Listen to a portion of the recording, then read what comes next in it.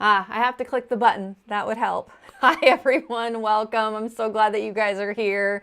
We got quite a few of you here already. That's awesome. Welcome. Suzanne's here. Crystal. We got Laura. Welcome. So glad that you're here and that you're excited for this one. Ari's here. Peg. Cameron, that's my hubby. He's down there. Katie's here. Welcome, Katie. There should be sound now. We should be good, right? Can you guys give me a thumbs up if there's sound? Oh, I think I have it all good now. And Happy New Year, Martha. So glad that you're here. All right, you guys. Well, we are going to get started. Sound is good. I got thumbs up from the hubby downstairs. Luis is here. Hi, Luis. Oh, good. You can hear me now. It's always good, right? All right. Well, I wanted to, since I'm adjusting things with the new year and I'm doing one live a week, I am shifting some things around on my end. It's going to take a little bit to get fully adjusted and flow with everything. Change is always that way, even if it's a good change. And so I brought this piece up to a certain spot here so I can work with it and be excited about it and all of that. And just learning what I want to do and all of that. So this is Amanita. This is the piece that I've created one of her already. I had such good feedback. I haven't posted her on social media except for a story. So I have a lot of people that were, are you going to teach this? Are you going to teach this? So I decided to work it in this month to the Pastel Insider lesson. And I am really excited about where it's going. I'm thrilled for you guys to be able to try it on your own. I've really broken it down into step-by-steps. And if you want to learn more about this whole piece, I will have everything, all of the step-by-step videos, the supplies, the whole thing, and how I've started it from beginning to end in my Pastel Insider membership. So definitely check that out. I'll put the link. It's also below in the description. If you want to see that, it's $19.99 a month. You can cancel anytime. It's just a great way to go dive in. I have I counted them now, including my classes. I have like over 32 or 33 lessons there for you guys to choose from. Plus you get access to all my classes. I mean, it's including the classes, the lessons, but yeah, so you get to go around and find what inspires you and get excited to get in the studio. That's my goal, is to get you guys inspired to get in the studio and show up. So today we're going to be talking a little bit about that. I thought I would tie into this piece, the story of it.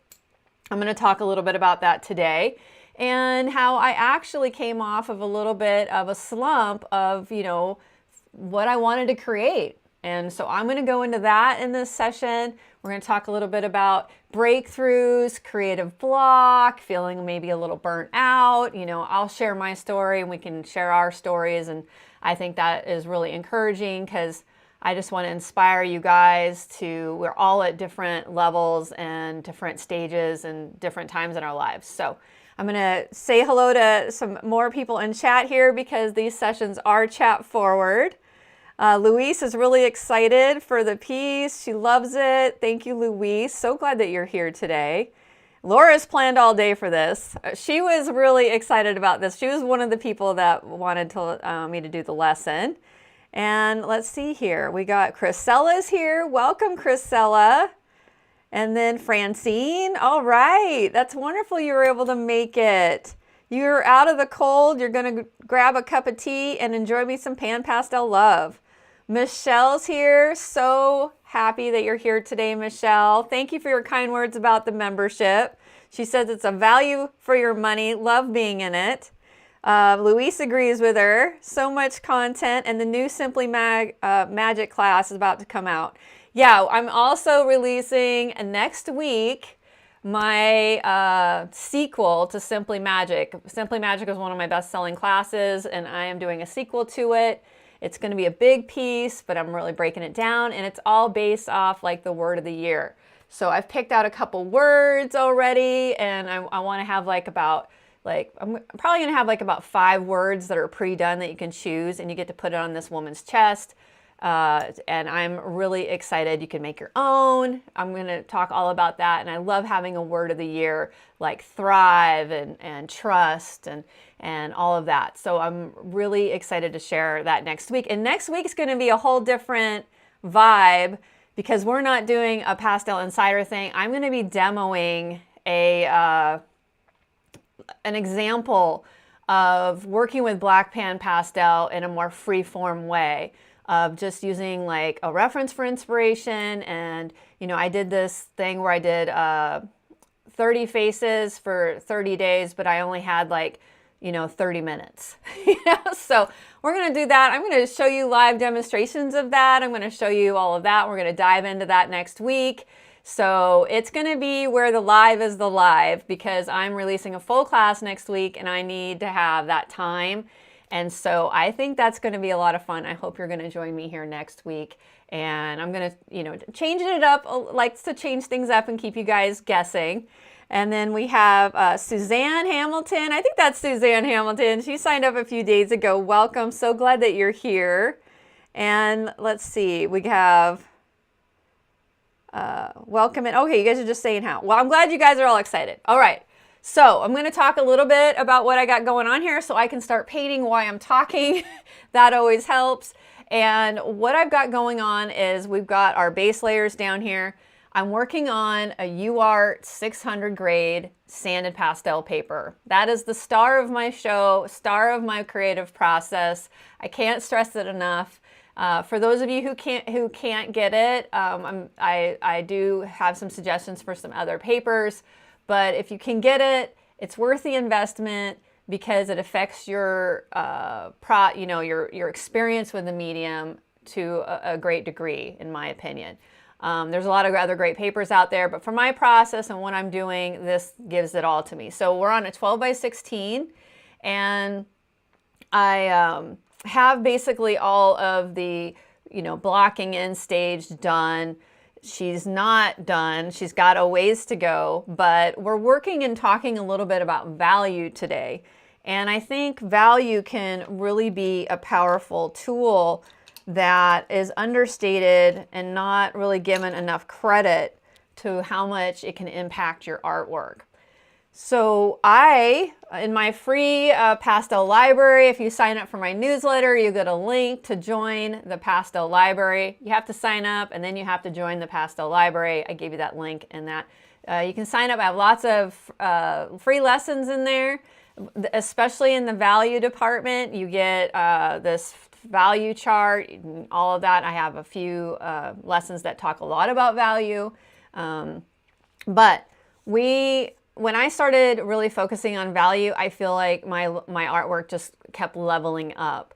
And I like to take those things to extremes. So here with these little mushroom forests, we're going to play with that today. And they're not even done, but I'm going to show you how they're looking pretty, you know, rigid, and they're not as structured for like the lights and the darks, because you want to be able to push things forward and push things back. So if you look at the value scale, you're going to have it where it's going to come out and it's all these different planes. I like to really stress this. I've talked about it quite a bit because it takes a long time to really see and understand that. And so when you go lighter, you're pulling things out closer to you in the painting. And when you go darker, you're pushing things away into the background. So that's what we're going to be working on today. And a lot of people, when they're new, they hang out in this like area, the mid-tones. And they might put a few of these in here and maybe a couple, but they really hang out here and their work looks pretty flat.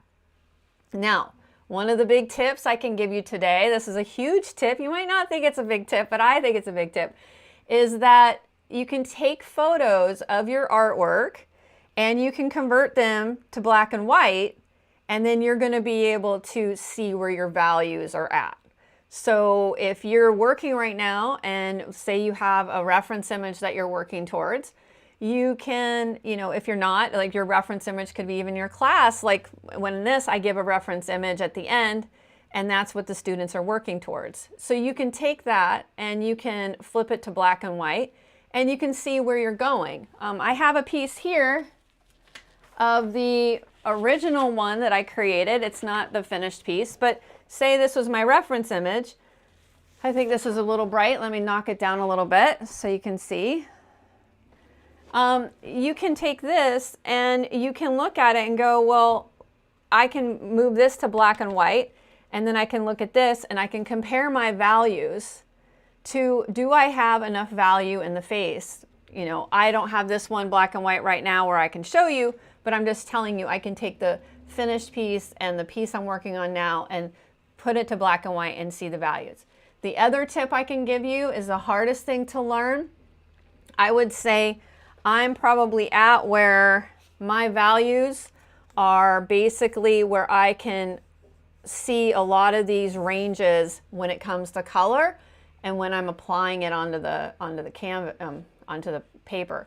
So you can take a camera and take a photo of the palette per se, and then you're going to be able to see if that palette, what values they are. So I'm going to show you a little bit of that. So I can go take a picture of this exact palette. You're going to get a little reflection in there, but you're going to be able to say, well, okay, this color right here is this color, and you're going to see where their values. Now it will change it to a color that sometimes it might go a little darker, but even then you're going to see your three really darks there. These are your three really darks, and those are about in the 9s on the value scale. So you can even take your value strip, and this has a little bit of blue in it, but you can see they look like 10s, but they're really not 10s. They're probably around a 9. And so, but you can get a good idea. You can see where these other colors lie and know where they're, you know, on the value scale by comparing them in this black and white form. It's a great way to teach you your eye to kind of connect. When I was in the beginning, I would even go through my pan pastels and I marked their values. You know, if this one's an 8 or a 9, you know, I was learning that. So that's a great tip for you guys when you're learning to really start honing in on your values. And when you're painting and just figuring things out, to really just go, you know, use your phone as a tool for that. Okay, I'm going to check on chat here real quick.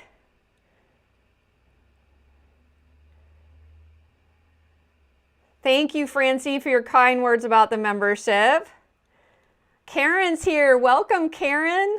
Took forever to get into chat. I wonder what's up with that, you know. Thank you, Suzanne. I really appreciate your kind words. Taking photos of the pastel palette has been immensely educational for me. Yeah, you know, these are curated colors. So every lesson I will go through all of my pan pastels that are back over here, and I will curate what I'm going to want to use for this painting. And it starts training your brain to get a little bit more intentional with what you're trying to do. I'm just going to start putting in a little bit background in here while I'm talking. But you're wanting to be more intentional of what colors you're picking out, because you want to start going, well, why am I using that color? How does this relate to what I'm using? And just like if you were using stick pastels, you watch people with stick pastels, they're going to curate their, you know, little, you know, beautiful palette of colors with the values that they're going to use. And they're also going to curate with the colors that they're going to use and the relationships that they have with each other. So I've curated this palette. I knew I was going to use reds, and the complement of red is green. So that is a complementary painting I have going on here. Then I also want to incorporate some neutrals because I got the mushrooms and the earthiness of the whole thing.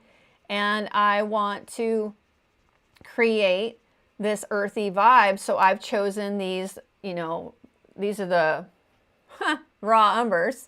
And I don't know why all of a sudden I was like doubting that this is raw umber. I had a total brain moment. But yeah, I'm using my raw umbers. Now, I also have where I have pulled a larger amount of the families out because I can mix them, and I go into a lot more detail about this in the beginning of the lesson, but I'm tapping into them a lot. So because I'm tapping into them a lot, I've put them in my palette.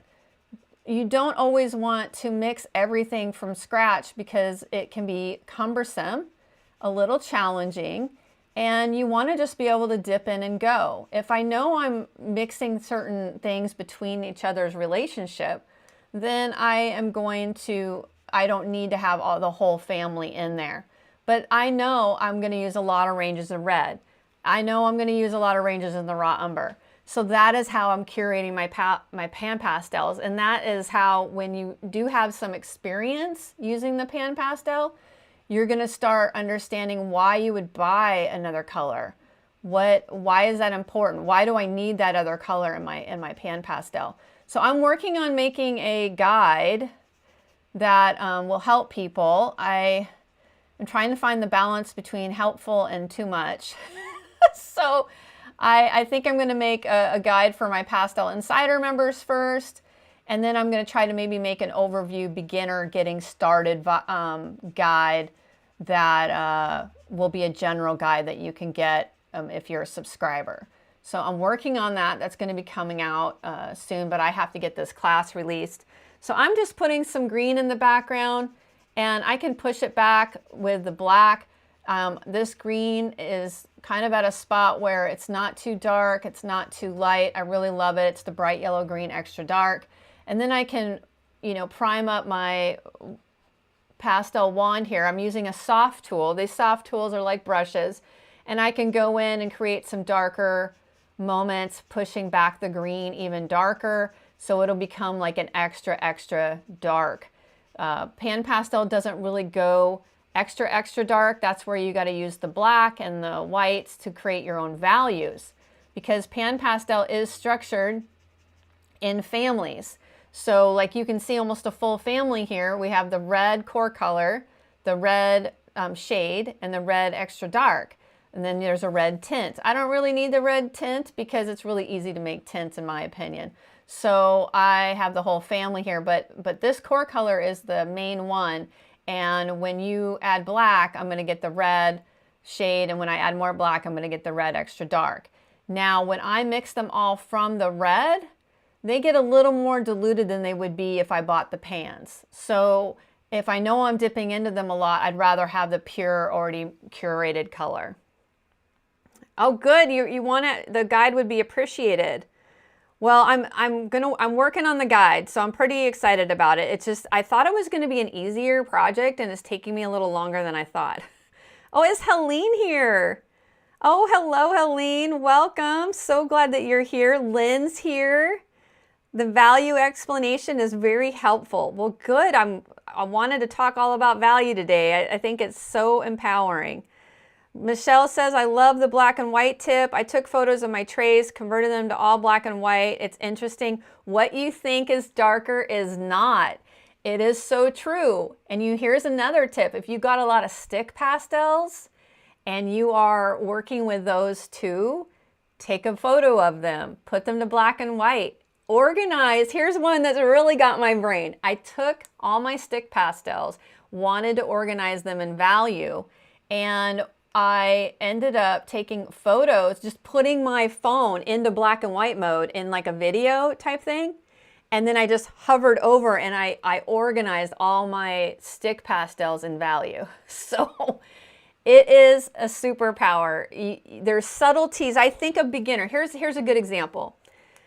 I think a beginner can see 1, 3,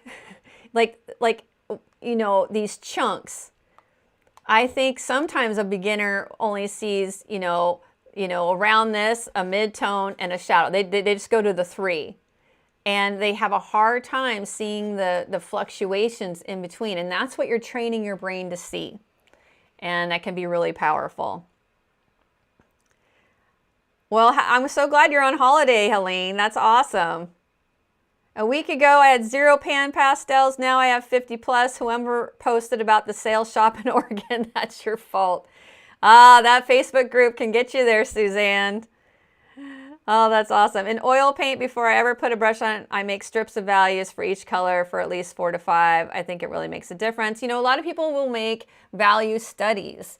And, this is a lot like, when I bring up this is a lot like what a value study would like, but maybe a little bit, a lot simpler. and they will study the values, get them all, you know, you can even make a rough, simple thumbnail with value studies and just break the values down into threes, you know, where you have the highlights, the mid-tone, and a shadow, and you just do a basic thing. That's what I want to start doing a little bit more of down the road here. But the way I work, I don't always work in that way, so it has to kind of, you know, fit. Let's see here. Yes, I would never, Crystal says, yes, I would never think the red was the same value as those two darkest colors on your palette. Exactly. It's powerful. I posted the sale at Mary Artist. It was all Crystal's fault. It's all Crystal's fault. Okay, so I got the background in here. My intention with the background is I do not want to bring a lot of attention to it. It is the trees or some green, you know, blur. It's not supposed to be anything that we go, oh, about. I don't want my eye really hanging out there. So I'll probably go back and touch this a little bit, but that's kind of the story with it. Now I'm going to show you right here with one of the mushrooms that I think really sticks out, that the values are really off. And it's not that they're off, they're just not fully developed yet, to where it looks like this looks like it's floating in the air compared to this right here. So if this is floating in the air and we need it to connect to this a little bit by bringing some of that stem forward, and it will connect. I think down here is definitely darker because we have this, you know, the gills of the mushroom coming out and going down. But we got to play with these stems, and we're going to play with those today, and we're going to really start to see how they work in relationship to each other with value. Because if we think about the planes, then we're thinking about these ones are darker. They're farther back in the forest. They're farther back here. This one is a little closer, and it's probably a little bit more of a star. And then, you know, I'm saying like more important. And then these three are up here. This one's darker, but it's going to be forward because it's forward and just relationship. But the lighting, I'm going to go a little darker here. But here we got to connect that one. It's floating, and this one's floating a little bit. But they are supposed to be in shadow, so you got to be really, you know, careful with the value. So I'm going to go here, and I'm going to show you how we're just going to pull this up a little bit, and how just a little subtlety of value can make a big difference. We also have where this shadow of this mushroom are playing off with each other, and I also want to keep the mushroom stem round so it looks like it is round. So you got a lot of things to think about, but it starts to become really natural when you do it a lot. And I can always go and make adjustments along the way. So I went in with just the raw umber core. Now I can dab that, put some raw umber core together, knock it, you know, or even mix it. I don't want it to be super bright. Wherever you put your colors down first is going to be the most saturated and the brightest if you're using a lighter color. So I can test that out and go, okay, that's a little bright. I think that is too much. So I can go to other areas that I think are going to be that bright, and I can put some of that value in there because I know that I want that same color. And I can wipe off my tool, and that's going to reset my tool, which is actually more in the darker range right now. And then I can blend this in a little bit, and I can see, you know, is it where I want it to be on the value scale? Is it coming forward and connecting a little bit with the mushroom top that we have right there? I'm playing with this because I don't want it to go too much because that shadow is bumped up. This is all pretty much in shadow too. So I'm just knocking it down, and I'm going slow with that. So we're bringing it up. It's connecting a little bit more. I still feel like it can go a little bit more. So I'm just going to tap a little bit of the highlight on here. And that is mixing a range between the raw umber tint and the raw umber. Now here is the news, not meaning to enable you, but the pan pastel colors that are coming out, I have researched them, folks. They are coming out with a color that goes in between these two. Now, why is that important? Why wouldn't I just not care and just go, okay, Pan Pastel, you're just trying to sell me more Pan Pastel colors? That's not true. Golden is a master with colors, which I'm really excited about. They are going to put the color that's in between here is going to be called like a light or a medium. So it'd be raw umber light or raw umber medium. I don't have them all memorized. And some of them don't get the extra things, but most of them do. So that raw umber light and that raw umber medium is going to have the purity of them mixing it. So when I mix these two, there's a little bit of purity that gets dissolved. So when you have the color already mixed, you're going to get that real solid color. And that is going to be very much felt. Very, very much. My prayers have been answered. In the sense of the red, I know for sure that they're coming out with a red light. Now that red light is more of a pink. Now you always have to mix pink. There's no like pinks, there's no corals, they have Viridian coming out and all of that.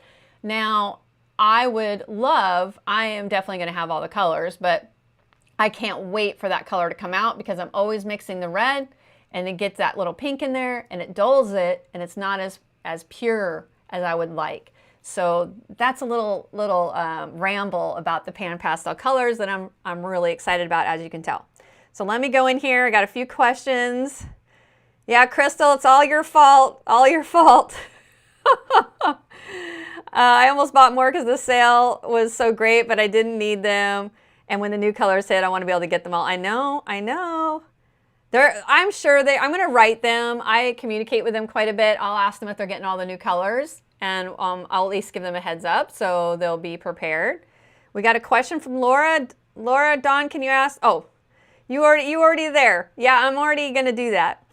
Okay, Karen, what is the story about the Pan Pastel black course, the black fine, and the white course and the white fine, and when would they be used? Oh man, you asked the one big question. Okay, so to be quite honest, they are more for, I think, mixed media and more for, taking, different techniques. Like Pan Pastel can be used in caustic. It can be used in so many different ways that they came out with these different courses. I bought them thinking I would like them, and what am I going to do with them? And I don't use them. So I have to do some adventuring on that and see where I would go. I know, right? Right, Helene? Well, I'm actually going to be reaching out to Golden. I am going to talk to them about the colors, and I'm going to see if I can, help them promote them because I'm pretty excited about them all. So thank you, Helene. I appreciate that. Helene. Sorry I'm saying Helen, but yeah, new colors. I know. So I'm getting to I'm going to want to finish this down here. So let me get this back up here where it's connected. And then I'm going to show you how I'm going to, push this back a little bit with black. And you're just going back and forth and you're trying to create that sense of depth and roundedness. So down here, this is pretty flat right here, so I want to push that back, but I don't want to lose it totally to shadow, but I'm going to push it back. If I feel like I've pushed it back too much, I'll pull it forward, but you can see how I use black as a value to push this back a little bit. And that is the key, is like you're playing around going back and forth, and that's how you're working with creating the illusion that this is a round mushroom base. Is just like if you, in a lot of my lessons, I do a sphere in there and I warm you guys up on that to really show you the light source and all of that. Well, this is just another type of, sphere, three-dimensional, that you're trying to wrap color around. And I can even work with the base here and make these a little bit darker so they connect. I can wipe off my tool and then blend it out a little bit. So when I'm wiping off my tool, I'm usually going into blending mode so I can blend things out. So now you can see that this isn't floating off into space too much, and it is a little bit more connected than it once was. Now, I already have these colors in there, and the thing is that's really cool is I can bring in a little bit of burnt sienna and I can warm it up a little bit, because where the light hits is where we want the warm. Where the shadows are is a lot of times where you would want to go cool, more cooler. Let's see. Yeah, the pearl. I like the black chorus on my black piece, and it gave it some sparkle. Yeah, it's pretty interesting. I found that there's definitely some potential of playing with them. I just really haven't found my jive with those coarse and all of that. I just haven't. Yeah, someday that would be my dream, Suzanne, to really have golden, if I have my own color set with golden. That's the thing when I'm writing up my guide, I don't have a color set from golden, so I really suggest to buy a lot of the colors, the general colors I use separately, and I'm just going on these little edges and knocking them back a little bit to make them round. But yeah, that would be a dream, but we'll see. You never know what the future holds. So this one back here is farther back. So I'm playing around with that, and I also want the face to going back to that too. So I can darken this part of the face, and that is going to push it back to being a little bit more where this one is. And it's going to take the face and actually trim it down a little bit because it's curving it around. And so that's what I'm using value for, is to, I don't mind if these even blended in together, but I kind of like that they might be on top. Like, is she part of the mushroom or is she not? I can go back over here and use the value and push this spot back, and where it hits right here, and that's going to push it back to where it's going to be more in line with this right here. And that is, I can go along the jawline, and I can play with pushing and pulling that back and forth, but that's how I'm creating that curve in the face.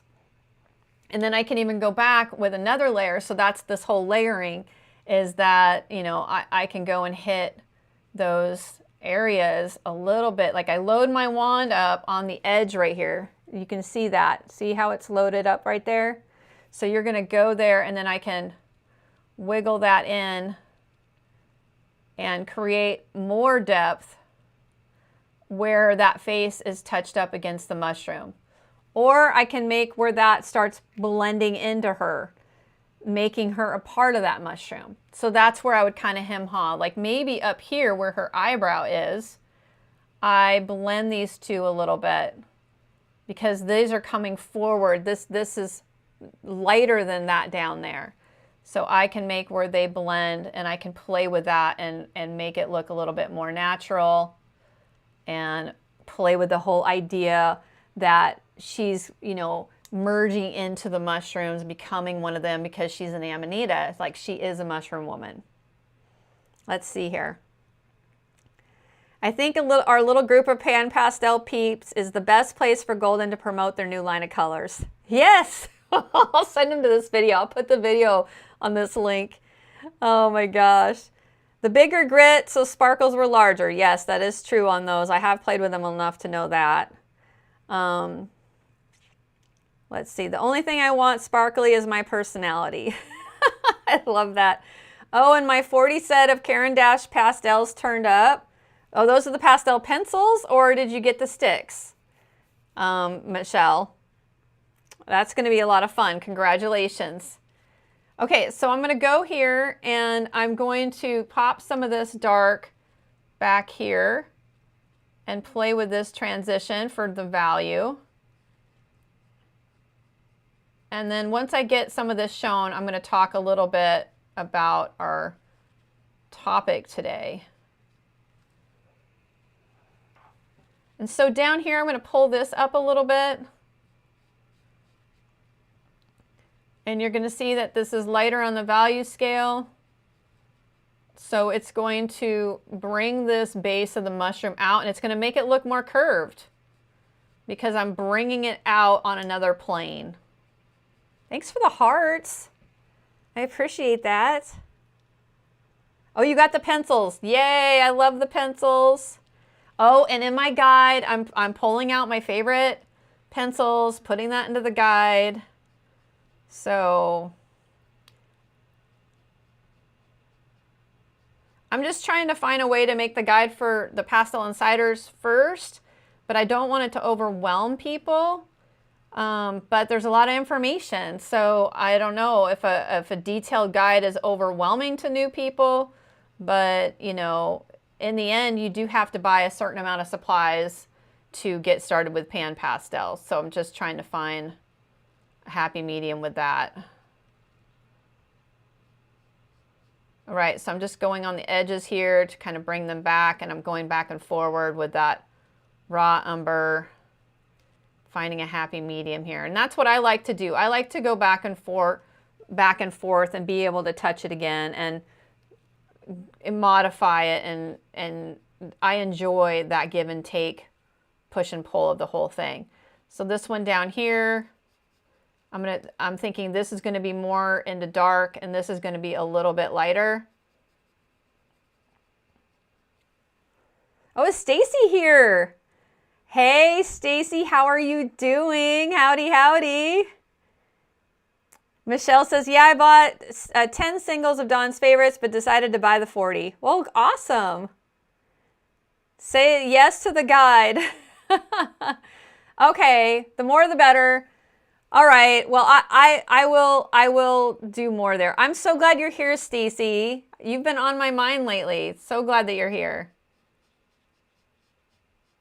Okay, so you can see how just this subtle mark right here of learning to leave that a little bit can really be powerful in looking like that. And this is a darker color, so this looks like that light is casting off. It's out in the light a little bit more. And this one, I'm still not getting my happy medium, but I'm gonna go a little light there, and then I'm gonna just blend it in. I think some of these edges can be a little bit lighter. So you can see how I have some on my wand. It's a lot on my wand, so I'm spreading the love. I can wipe off my tool to get rid of excess. And then I'm going to blend it. And it might be a little brighter than I want, but I think I'm going to hang out with that.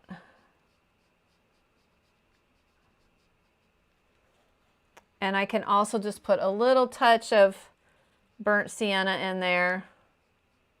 I'm going to start spreading around a little warmth.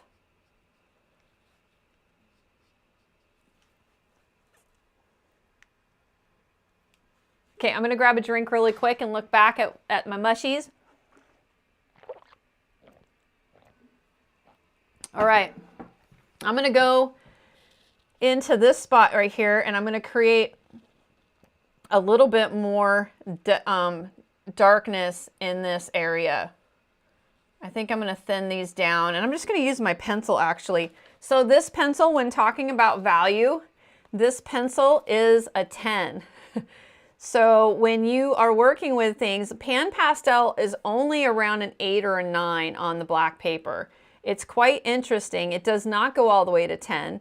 You can see how I've, right here in here, I've used pastel, I've used black pan pastel, but when I use this pencil, it's a lot like using a black stick. The black stick is even darker, but I can go and just really kind of get a little bit of color in there. And that is going to be a 10. So you can see how that's a 10. And then I can take the black pan pastel, and even if I put quite a bit on here, it's not going to knock it back a 10. But I can now go on my edge and smooth that out. And I'm going to line up the bottom of this because they're about right there.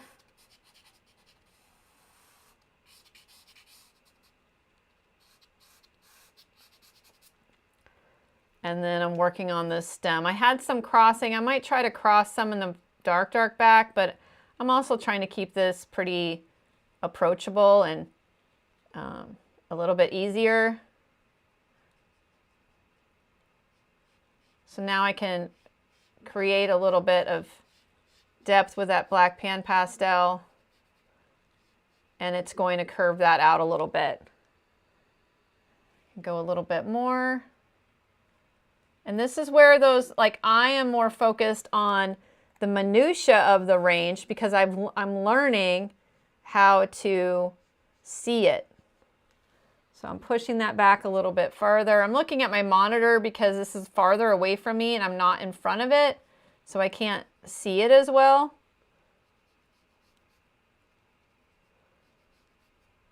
And this is actually more in a shadow because it's underneath that mushroom.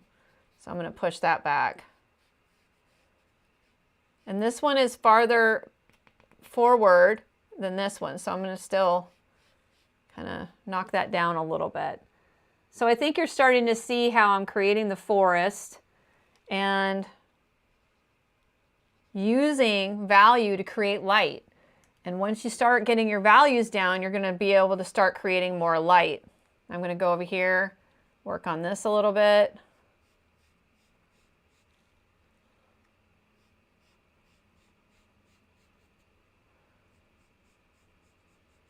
So I'm tapping that black in. I'm going to hit the edges of this to separate it a little bit. I might have just separated it a little too much, but I can always put that back.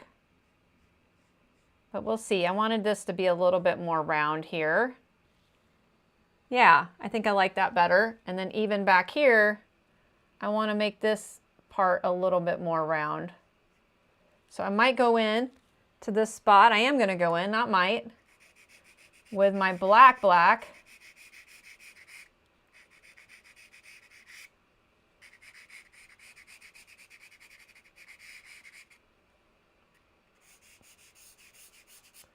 And then I can knock those back even farther.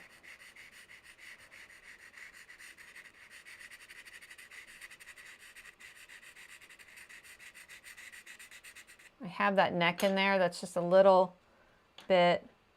I want to blend it back a little bit. I like to just tap it with my finger just to push that section back. So I'm not going crazy, you know, going in hard with that because I don't really know exactly how much I want it to go. So I'm just doing baby steps. And then I have the neck that's going to be subtle too. I'll play around with that. And then you can take your finger and pull that pencil down over the edge too.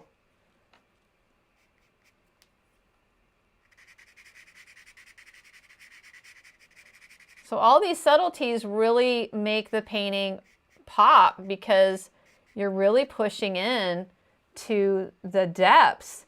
And if any of you guys have done watercolor, you know, have done any type of negative painting, this is a lot like that. You're pulling that negative out. So I'm really paying attention to these. They're almost like tension points where things meet is like a tension point. And I like to bring out the drama of the tension point. So you can go a little too far, but I can always pull it back. And that's the magic about this medium, is I really can't overdo anything with, you know, like it's ruined or something, because I can easily go back in and make an adjustment. So I'm pushing this one back even a little bit farther. Okay. Oh, Michelle, thanks for cheering everyone on to hit that like button. It's a free way to support my channel. I really appreciate it. And if you haven't subscribed, I hope you'll subscribe to my channel. I have all kinds of fun, exciting things planned for this year. And if you haven't signed up for my newsletter, you should sign up for my newsletter too, because if you want to be in the know of everything, definitely you can go to my website and sign up for my newsletter at dawnvanderstoep.com. Okay, thanks so much for demonstrating how to use the grays. Paula, I agree. Grays can be challenging. Yeah, bring in the drama. I know, right? So, yeah, I mean, these are considered definitely a gray, neutral, raw umber. It's a warmer gray. But it does feel cool when you use it. But the values and really pointing out what I'm doing with them is, I think, the power in it, because you have to know why you're pushing something forward and pulling it back. And I think that can be a really great lesson. So I have this one back here. I have to figure out how thick I want that to be, because it does start here. I can make it as thick as or thin. I'm going to push that back with my finger a little bit and blend in the cheek, so it'll pull that cheek up a little bit. And then I feel like we've really brought her to a good spot on the mushroom stems.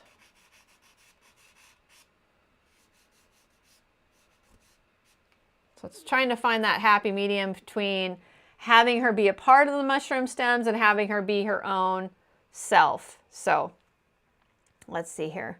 Dawn, will you let us know when you have 8 people for your retreat class, right? Huh.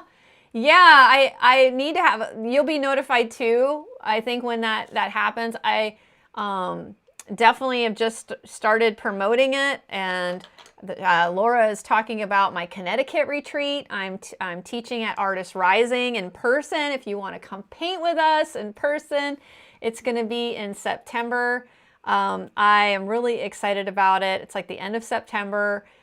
You can definitely go to my website and look under retreats. You get all the information, but it's a full-on retreat, which I'm excited about, and the place is beautiful. So yeah, I need at least 8 people to come. So I hope I'll be able to get 8 people to come join us so we can have fun. Let's see here. Now the colors are on the new site. They're just under, you just go to Pan Pastel or Golden. Go to Golden and they will be under the Pan Pastels, and they just say new, new, new, new. You have to actually, they're not all there together. You know, you have to look through all the colors to see which ones are new. I'm excited to meet you, Laura. I have you and Deneen. She's signed up to go, and I think there's another person signed up to go. They don't give me like full-on update. I don't get to see the sale when it happens, so I just get updates from them. But Deneen is traveling. She says hi to everybody. I chatted with her on Instagram. Let's see. Yeah, the colors are coming out in February, it sounds like. And that's my birthday month, so it's a lucky month. Okay. Stacy needs all the things. I know, Stacy, I would love to meet you. That'd be great. Sometime when I come through Lakewood, we'll have to meet for coffee sometime. Okay, so I'm gonna move on from our mushroom stems. There's definitely maybe a little bit more I would like to do with them, but I'm gonna move on to something a little bit different since we really went into our values here. I'm really knocking this down here a little bit darker because it's so much darker down in the painting. And right here needs to go darker too. And then I will move on to another part of the piece.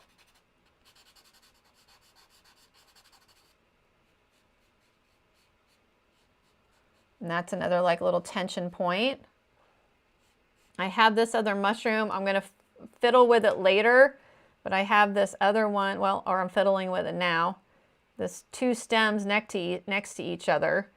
And I might, in the background, make some stems go around, but I think I might just leave it. But I'm going to play with this. I got to knock this back a little farther, and that's what I'm going to definitely work on that. So I'm going to work on the face a little bit, and I'm also going to show you how I'm going to bring out some of the mushroom colors. But the face is where we've been warmed up a little bit. I'm going to start off with a new wand because I'm working in the face, and then I can grab a darker wand if I want to. And I'm going to work on bringing up some of her features. I just really got into in the lesson the freckles and all of that, so I want to work on those some more. So I'm supposed to actually use and create something with all these supplies I've amassed. Well, that sure puts a monkey wrench in it. Well, let me see. that sure, what puts a monkey wrench into it? So I'm supposed to actually use and create something with all the supplies. You know what? Sometimes we go into collector mode and that's where we're at.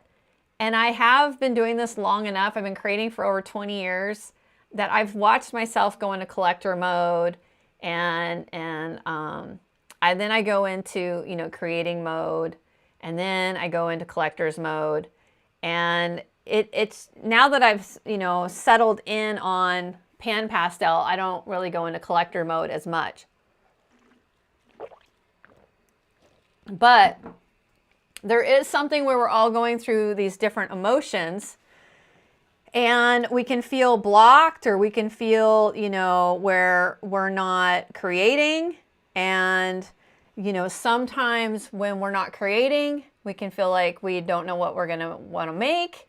And, you know, that's a little bit what I wanted to talk to a little bit about today too, is like having a, you know, creative block, not feeling like you're inspired to get in the studio, or you have personal things going on and you're just not. It's not going to relate to everybody, but this piece, well, my original one was here. Let me get, I'm just tapped into the wrong color. I'm going to go into some raw umber, and I'm going to work on bringing up a little bit of her face.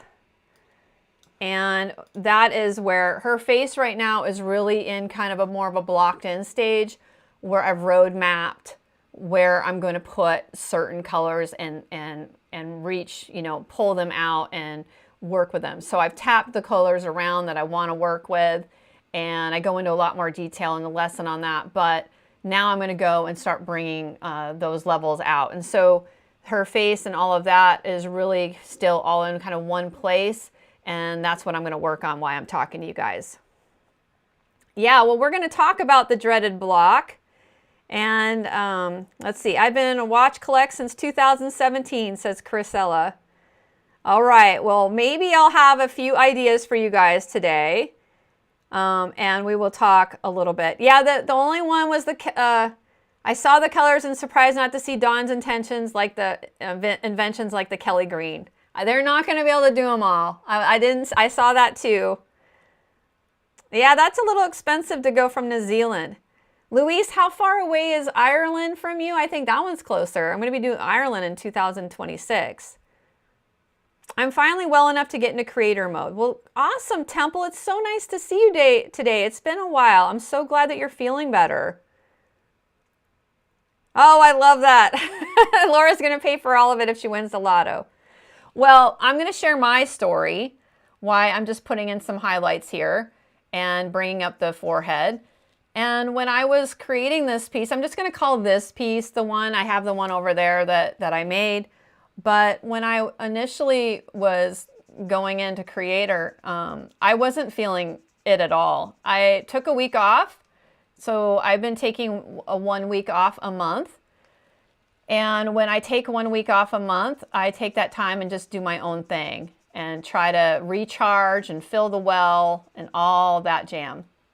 Well, when I did that this last time, I was actually feeling quite uninspired. Now, what I've learned over the years is I would have taken that uninspired and I wouldn't have gone in the studio at all.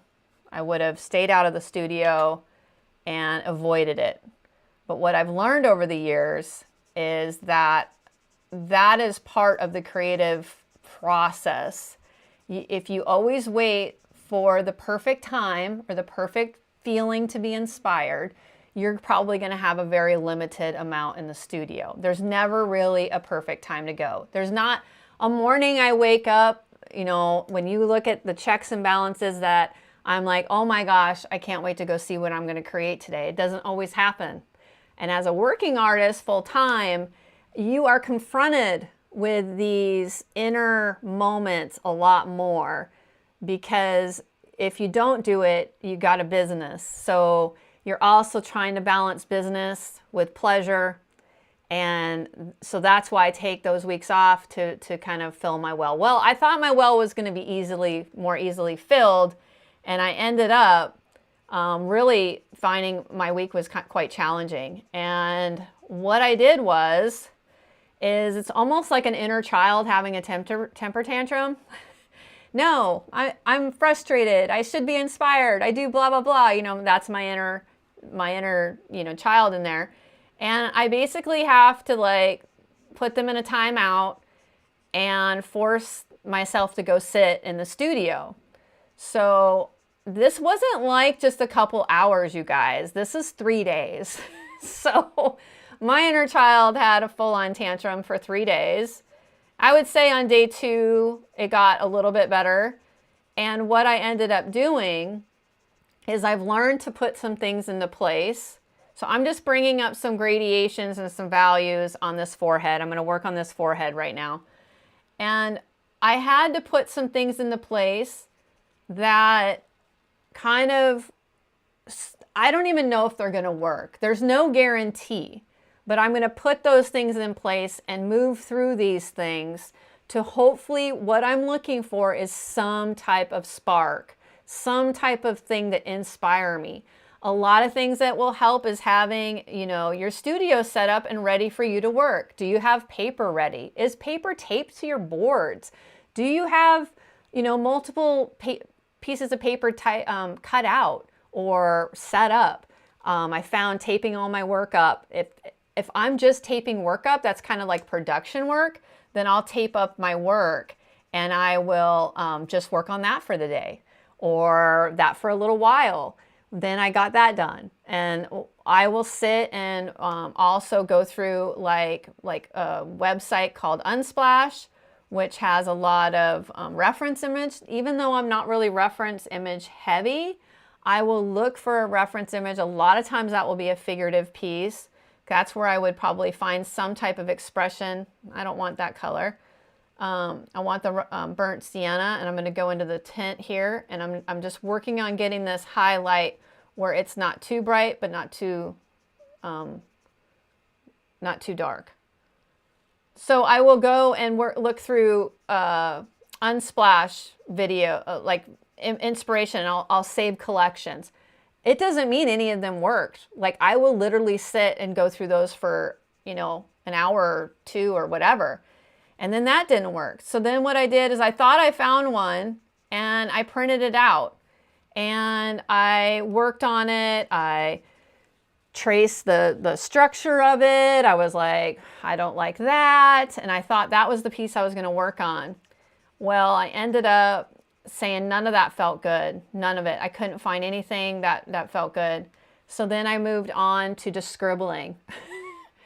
Anything to wake stuff up in your studio. If it's color swatching, if it's organizing and talking to all of your things, like, hi, wake up, I want to create with you. I love creating with you. I would love to do something. You know, I believe in energy and you got to wake your studio up. If you haven't been in your studio, folks, I highly suggest, I sage my studio, or I use Palo Santos, I use bells, I use, I have, you know, sound bowls, I have, you know, anything I can do to, you know, I tell it, you know, when I use the saging, I just say, you know, whatever is in this static energy in the studio that isn't serving me needs to leave. And I open my windows.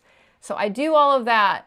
And I'm constantly just moving around. So this is a 3-day, you know, event that we're having here. And I went and finally, I ended up just putting a piece of paper up on here. And I decided to make an eye. I made an eye. And then I made another eye. And I said, I want it to be wonky. I don't know what I really want. I made 2 eyes. I put on a little bit of structure. And I literally made a swoop down into the piece like this, and I was going to put my banners how I normally do. You know, I just don't know what I want, so I was just mark making. And I ended up going, oh, maybe I'll make that into a mushroom. And that's where this piece started coming. I slept on it. Day 3 I came out and I started developing this piece. And by the end of day 3, I started feeling a lot better, but it took 3 days to move the energy around and to really kind of like, you know, recharge, reconnect with my, you know, kind of my inner being into the piece because when I'm doing classes and lessons and lives and planning business and planning all those things, that gets a little bit diluted. And what I'm finding is I get a little bit disconnected to my art in a way that I have learned to love. So I've learned to love this, like almost like a spiritual connection with my work. So I know it's there. And when it's gone for a little bit of time, like I'm doing more production, I need to find it again. And it took me 3 days. Now, old me would have probably left the studio for a month. Not kidding. And my husband can attest that I used to do that. And I used to find, oh, I just need a break. And so if you're feeling it all like that, the other thing I would like before I go into chat and read your guys is if there's any, chatter about it. Those moments that maybe you've watched a lot of classes, maybe you're collecting a lot of supplies, maybe you're going through a tough time, but you're also still watching, you're coming to this live, those are showing up in their own way. And I can attest that sometimes when we feel our least creative, your subconscious is going through, and maybe you're having a breakthrough and not a block. Think about that. If you are, I think her name's Zolly or Zoli. I don't think she's here today if Zolly's here. But, oh, we got some good stuff going on. I'll be right there with Super Chat. But Zolly, I think is her name. She's in Facebook. She was talking, and we had a little thread in there about this. And she was, talking about a block. And I said it could, she was creating quite a bit, doing all the things. And you could be having a leveling up. You could be having a breakthrough, and your subconscious can't catch up with your brain yet. So you're kind of at a loss, and you just have to feel your way through it. And I would say, many times out of most of the time, I have looked back and I've started to recognize that they are breakthroughs and they're levels up. And that's what I feel kind of like what this piece was. This was more of a personal piece. Most of my artwork is, but a lot of times when I pull from them, I've already gone through the emotions of the piece. And this was fresher, and I am really excited to be able to share it with you. I had my moment with her, and now I can share it with you guys. So I have to fuel those moments, and I have to force myself to get in the studio and tell that little inner child that's having a temper tantrum to bug her off, and I sit with it, and it's uncomfortable. And I hope that story might inspire you guys a little bit. But let me say hi to chat. I know we got a lot of people in here. Let's see. Wishing I could go okay. Let's see. No, Ireland's further. I have to go look on a map. I'm going to look into places here, Dawn, and get you down under one day. Yes, I would love that. That would be awesome. I know. I've missed Temple. I'm so glad that she's here. I've seen a lot of artists saying lately that when you monetize your hobby, basically it totally changes your relationship with it. Crystal, it's very true. You have to protect the sanctity, the soul of your creative process if you're choosing to monetize, because it will challenge it. And so that's why you're seeing me move around a little bit. I was live streaming twice a week. I did that for this February 13th. It'll be a year of me live streaming. So I'm having to move things around when it starts to feel like I'm losing some of that connection, because I said no to a lot of things before I started monetizing my work. I got offered to teach. People wanted me to teach for like 2 years. I said no. And I did some auctions and things like that, but the monetizing and all of that, I really wanted to be with my creative process, really build a strong creative process before I wanted to share it all with everybody. You have to realize that, it can be challenging to show up and have that stuff, where you're selling your art in a way. And if you don't nurture it, so that's why I'm taking those 1 week off a month. But It still gives my Pastel Insiders 3 to 4 lessons. And I think that has been where I'm finding my happy place with it all. Temple says, that makes my heart happy. There was a breakthrough moment. Been thinking about you. Oh, let me see. What did I miss? Temple. I'm finally getting, okay, it's her being in creative mode. Yeah, I'm so excited that she's feeling better. Oh, Jonas is here. Welcome, Jonas.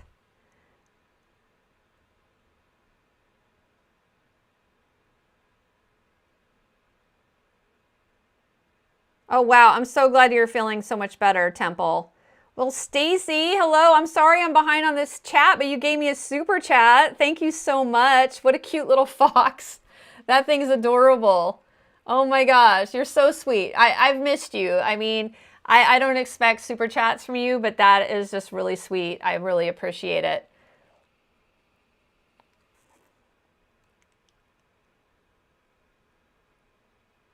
Dawn is that is a wonderful example. Your 3 days of struggle. It helps knowing everyone has these same barricades. Yeah, exactly. I'm glad that you can relate to it a bit. That's like last weekend. I was over-inspired. I had too much I wanted to do.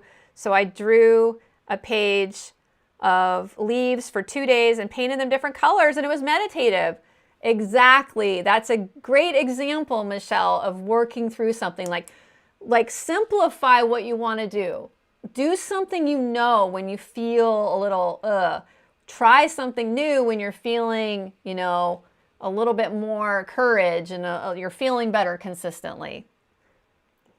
I love that you're still modeling such a healthy approach. This kind of mindset has given me hope. Well, thank you, Temple. I'm so glad that you're here. I was in a really good space, says Louise, getting in the studio daily, but haven't been able to in a couple months now. It's been so busy and hard to get back in the groove when I do have some. I totally get it, especially if you have a lot of other things going on. Thank you, Stacy. I'm glad you like that. Stacy says, oh, the subconscious breakthrough, what a great descriptor.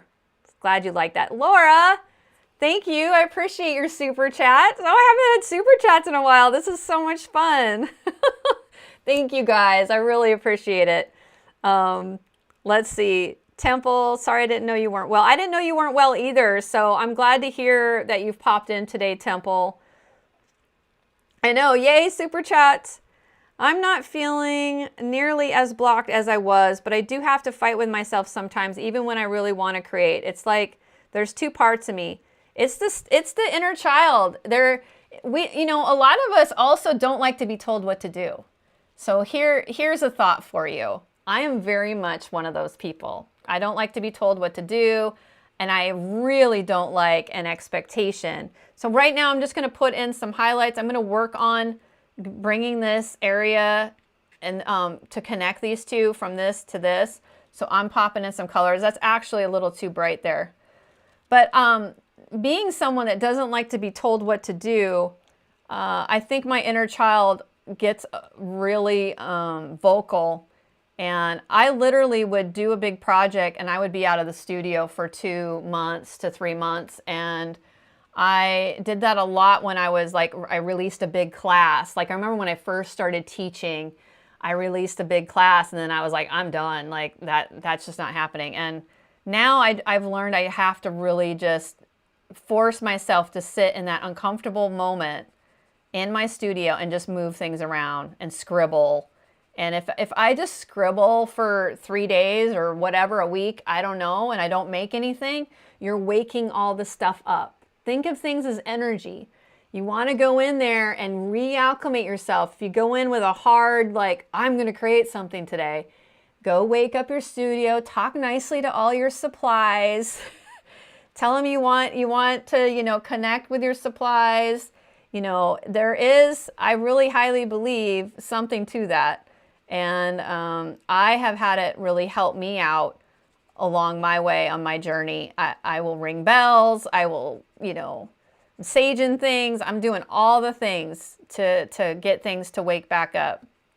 So I'm going to put a brighter section in here with some of the red.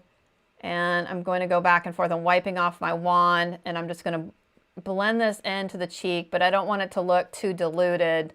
So I'm going back and forth here. And I don't want it to go too strong into the pink area.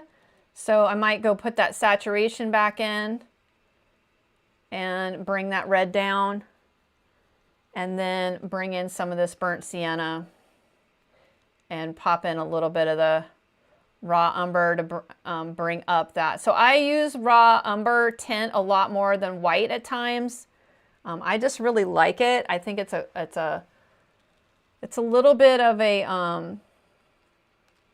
I don't know, softer transition than white. White can go in real hard, and then I'm having to, you know, do a little dance with that. So I'm just trying to get this spot on the right value here.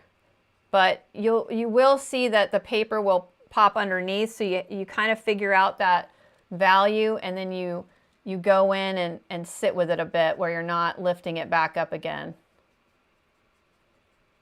So it will push down into the paper. So once I get my wand in a certain spot, then I'll go back in like with some raw umber.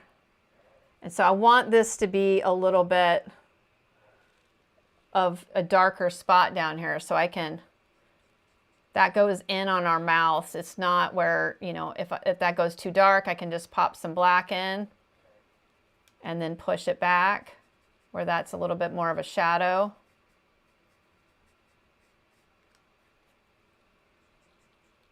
So this spot I always find can be a little challenging on a mouth because the lip goes out, and then you're having this to where you want this to go like it's looking at, you know, dipping in a little bit. But I'm just gonna, I want her skin to be like it's a mushroom skin, but I also want it to look vibrant to where there's a glow in it with life. And that's, you know, the reds I got going in there. So this spot is, I'm gonna put a little bit more of the white on. And I think I'm gonna load my wand here and I'm loading the edge there. And the lips come out a little bit farther. So I'm going to gently create that transition.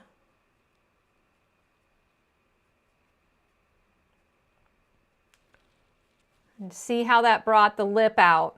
So now your lip's coming out, and you still have this little shadow. This is the value where it's really hard sometimes to see the subtle jump between this, and there's even another one, you know, if this is blocked out. So you're trying to, you know, start to be able to see that kind of transition where, you know, you have underneath the lip and this light is hitting. So you're pushing in right here by the lip, and that is going to create a little bit of, you know, interest right here and push this mouth in instead of having it be all flat and out. And that's what my goal is here. And so I've just pushed up that lip a little bit. That could be a little dramatic, but I'm slowly going to work up. Now this eye and this face, I'm going to keep this eye into more of the shadow, and I want this eye to maybe just be touched just a little bit by the light, because we're going to be having the light hitting on this side more. So for this, I've built it up, but I'm first going to test it out and see, well, is this raw umber core enough light for right there? Maybe not, so I'm going to tap it, and I can rub this in. I can just put a little bit of this on, wipe off my wand, and get to a spot where how much value is that bringing up, and then I can hit this raw umber again, push back the back a little bit, and then maybe I go to the raw umber extra dark. I can put some of that on my edge, load my edge, because I really want that crease to be a crease. So I've kind of messed the crease up a little bit, but that's okay. I'm going to go black, put that crease back in. And I'm just playing around with this area and trying to get it in the right groove of transitions between dark, because the crease is giving me the kind of the boundary line of where that goes from, and then I could pull up some of the dark here. I'm going to go with the extra dark here and kind of tap in this part. So I'm having a hard time getting this spot. So let me get this. And I don't want it to be like a really strong line. I want it to look more painterly. When I say painterly, I'm wanting it to be more brush stroking instead of so perfect. I'm not going for realism here. Okay, let's see here. 43 watching done. Is that a record? I think my record, I thought my record was almost 50, but I'll have to look at that. But that is pretty good, Louise. It's really good. So glad that you guys are all here. Feel free to ask questions. I'm really trying to be chat forward, but I'm also trying to sprinkle in some great tips for you guys. That's my goal here with these lives, to give you some tips. I guess my real big goal is to inspire you to want to go play and learn and, you know, all of that. So even if you're just watching, you are learning and you're taking things in for when you do show up in the studio. Francine, let's see here. Crystal, that's such a good news. I'm still sitting in the corner in timeout. Oh, I love that, Stacy. I love that. I love that so much. Oh, we got to get her out of the corner, Stacy. We're going to get her out there slowly but surely. Thank you, Helene. It's been over a decade, but better late than never. Thrilled to be back. Well, I'm so glad that you're back, Temple. I have made it a habit to get to my table every morning. It's the first thing I do. I have a very physical job. It's my most energetic time of the day. I cherish that time, even if I only do something small. Francine, that's a great way to start your day. Oh my gosh, did I get another super chat? Wow, you guys. Thank you, Helene. That's so sweet. Thank you so much. Oh, I'm so glad.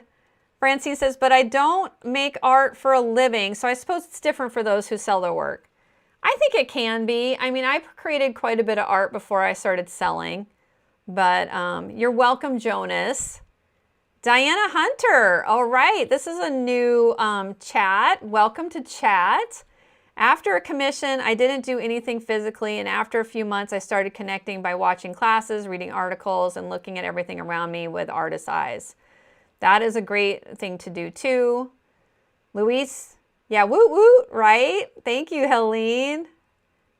Temple, I can empathize with you. I hope you're doing better on the mend. You're welcome, Diana. Jonas says, I agree. The key is to show up in the studio no matter what and paint something. Yeah, even if you, I'm not kidding. Like if you guys take a piece of pastel paper and you just mix colors, that is a check mark. I showed up today. You are creating. Just because you're not creating a painting to show on social media or something you want to show doesn't mean you're not being creative. Doesn't mean you're not an artist. It just means that you're moving things around, you're connecting with your materials, you're doing all those things. That counts. Check off for you, you know? So think about that. Break it down. We overthink things quite a bit. That's great. Thank you, Jonas. I'm glad you like the portrait colors. Jonas is a portrait artist. He does amazing work. Karen Marshall, I was really productive until January 2021 when I faced 3 heart surgeries within 6 months. I quit creating. I want to, but I don't want to go in my studio unless I've gotten a new art supply. Well, I get that, but a new art supply is what gets you into the studio.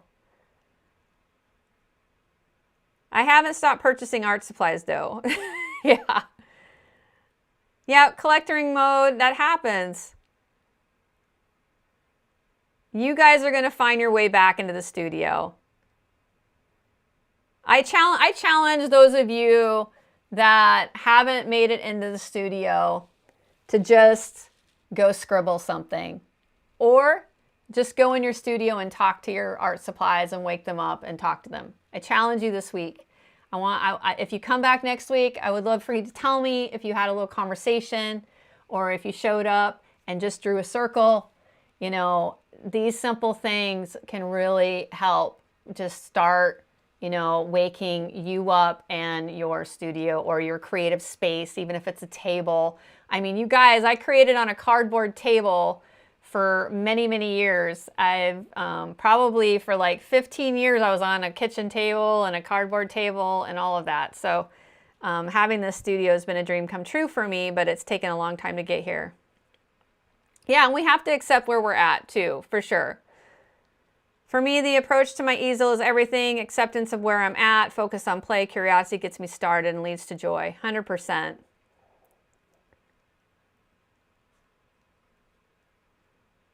I love that.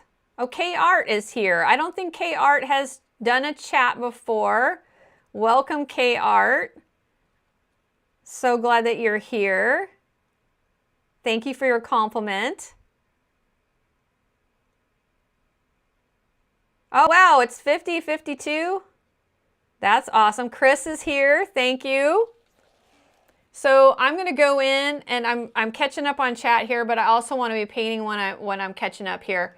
So I'm going to work on getting this. I feel like I've gotten really here, but right here with the nose, I have a pretty dark mark in there, and I'm going to close that gap a bit.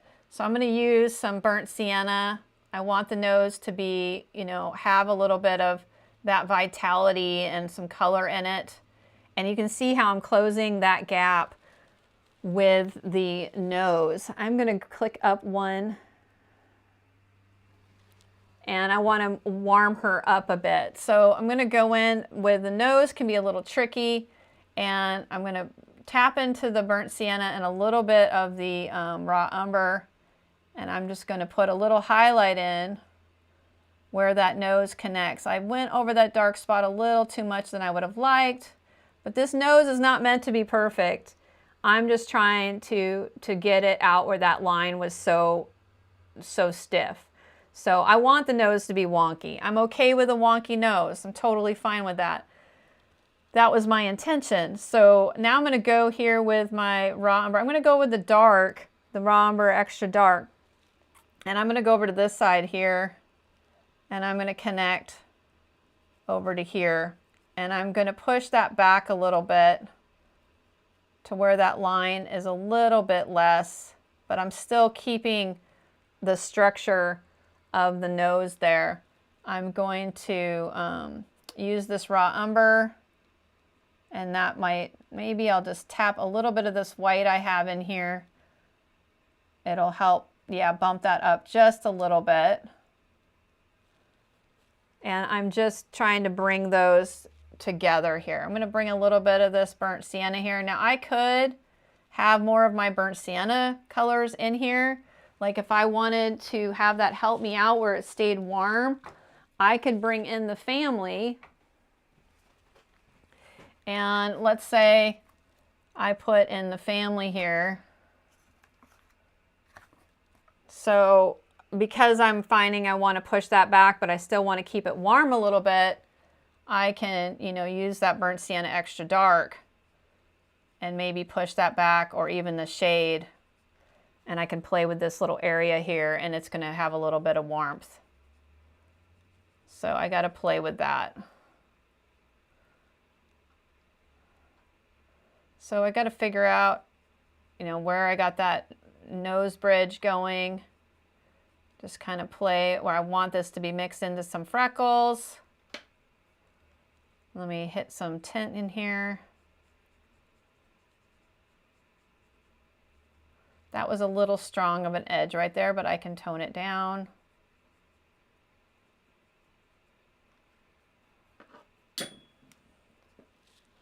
I don't know what just fell. We're okay with that. But I'm just building up the nose bridge here and getting it to a happy spot. So now I can hit this with the white raw umber, basically, and that's going to be where that nose, it's going to pull that nose up and out, and I can tone that down a little bit if I feel like it's too much. But So far, I'm okay with it. I'm going to bring the curve of the nose where the nostril goes, and I'm going to touch those up a little bit. That might knock down some of my whites, which I'm okay with that because I'm building it up. And I think what I need to do is just bring this cheek up just a little bit. And so I'm going to bring it up with a little bit of the green.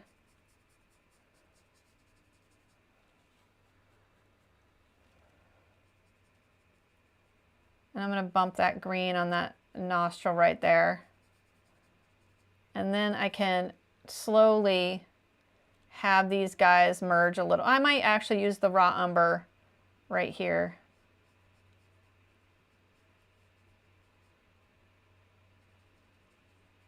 And then I'm going to bring down some of this red. So I'm going to use the red shade because I don't want the bright red on this cheek. I'm going to keep this area really the brightest. A little bit of raw umber with the burnt sienna.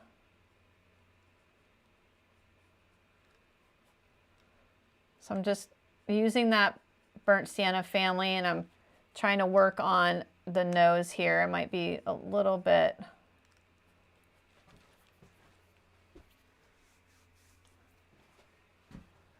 So I think bringing up this up here, getting a little bit more of the structure of the face coming up. And then I can even put a little bit of the red in here. So when you are, you know, kind of on the edge and you're not knowing if maybe something is working as much or you're not sure, looking through the camera can really help. I can do a little bit of the burnt sienna dark here, trying to get some of that transition to where it's not as harsh with the burnt sienna core. So right here, when you look at a face and eyes, it's usually a little darker in here because we have our nose bridge and then comes out. I do have, because these characters are just brought up, that can look a little bit different. So I'm kind of playing with some of those spots. Like I might have to pull this down a little bit to go towards the bridge. And I'm playing with that bridge of the nose to kind of get it into that happy spot. And that could take a little bit of time. Like you can just see that just that adjustment made quite a bit of a change. So then I can go back and push and pull it. And that's what I end up doing quite a bit because I'm trying to get it just right because it's a fantasy character. And so I don't want to bring this nose bridge up too bright. I want to keep the forehead brighter than that. So I can even go right up here. Now my wand is a darker wand right now. So this isn't going to hold. Well, it might do okay. And then I can push this up a bit. So it's pushing that bridge of the nose down a little bit. So because my wand is so dark, it's going to pull off the color. So I've saved this little wand right here to be able to not have something pulling my colors down. And I can work on this transition.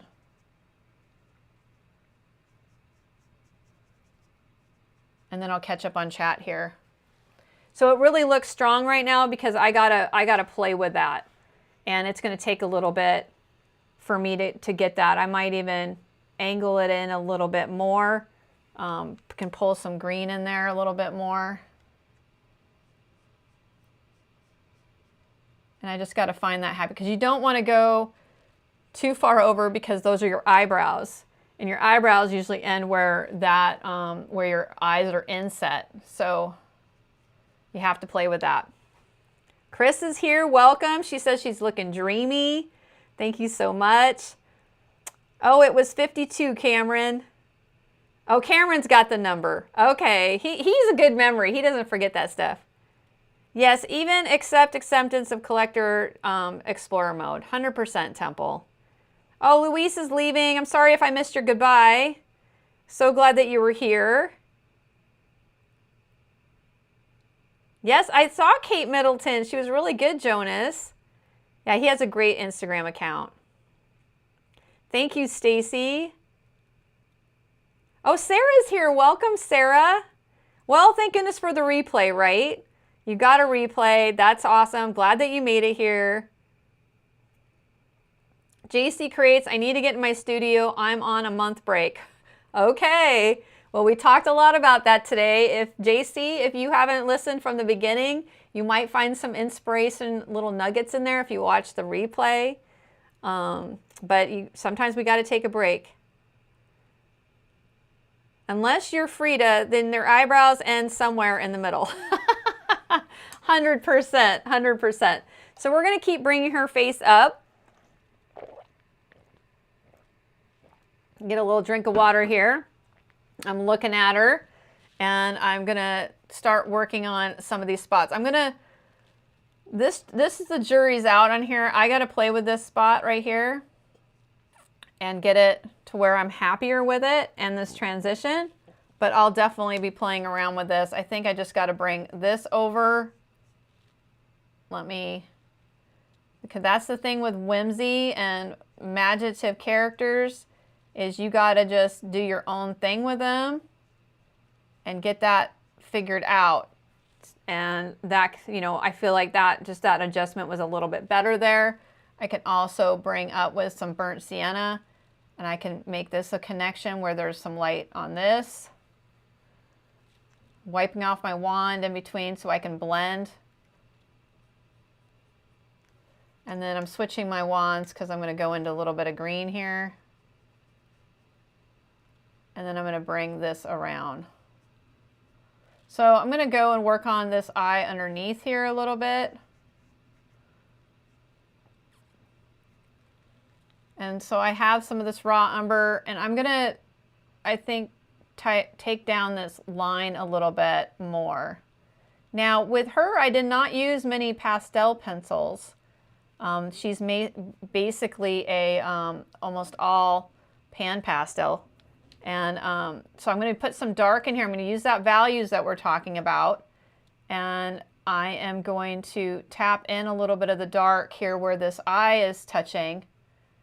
And we're going to push this eye, part of the eye, back a little bit, because it's going just like these lips, how we're going to push those lips back.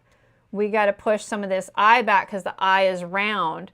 And so because I brought this out more, it's pushed in the eyeball into her a little bit more. So now I got to play and just go back and forth with some of these lightings that I'm playing with. And so I'm using that black to push this area back. Now, is it too much? I don't know yet. So I'm just kind of like taking down some of these little, you know, transfer lines that I have.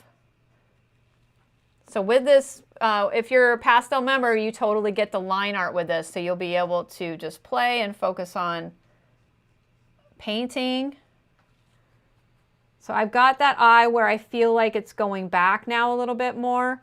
And now I can go and play with this little area and bring this up a little bit because maybe it's a little too far back. So I can go back and forth and bring it up and then connect it to this area a little bit more than it was. So if you massage it in and you blend it in, it's going to smooth out. And so you can see already that we're starting to connect these two areas. Now, if I want to bring those two areas up even a little bit more, I think I'm going to load my wand up with my green, tap my green under here, and then I'm going to bring this into the green and the same color right here so they're not so close, so far apart. So I still have a line there, but now I've pushed that line back just a hair, and then I can take the dark and, put some of that dark if I want to pull some of that out. I wipe my wand off.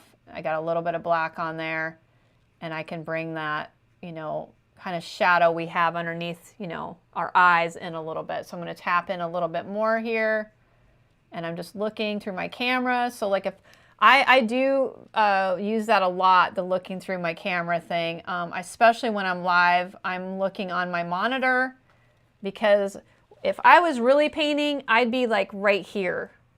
It's right in front of my piece. So I'm painting to the left. I'm standing to the left. And so it makes me look at my painting I've learned over this year a little bit differently. And so I've learned to step, look at my monitor a little bit more. So I want you to look at the difference here that I think you can really see is right here, we're pushing this back. Thanks for the hearts. I love those little hearts. I'm pushing this back. Now look at this and then look at this. So you can see how much I'm working on pushing this back, and I'm just taking my time with it. And these little subtle moments are going to be, where that light is hitting. How much light do I have going on there? And sometimes when I might have something that this might be a little bit challenging right now, a lot of that's really challenging just because I don't have the rest of the face brought up. And so I can find that can cause some of it too. So now I'm going to go over to this side and work on the same issues that I was having on this side. So with that, you want to, this is in darkness a little bit more. So I'm not going to put maybe a highlight as much on her eyelid. I'm going to push her this side a little bit back a little bit more. So I'm going to take that black, because Pan Pastels is made in families. So if I want to make a darker value on the value scale, because the colors that I have, this green and all of that, they're, as we showed you earlier on in the video, they're around here. Not just because something says it's a shade or a extra dark does not mean it's a shadow.